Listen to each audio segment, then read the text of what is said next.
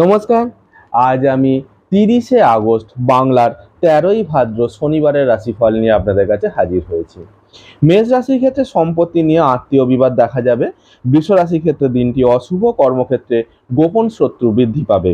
মিথুন রাশির ক্ষেত্রে আয়োজক শুভ, নতুন কিছুর সূচনা হবে। কর্কট রাশির ক্ষেত্রে কোনো বিষয়ে মনোসংযোগ করতে পারবেন না। সিংহ রাশির ক্ষেত্রে শরীর কষ্ট নিয়ে ভুগতে হবে, তবে আয়োজক শুভ। কন্যা রাশির ক্ষেত্রে গৃহে অতিথি সমাগম হবে, আনন্দ লাভ করবেন।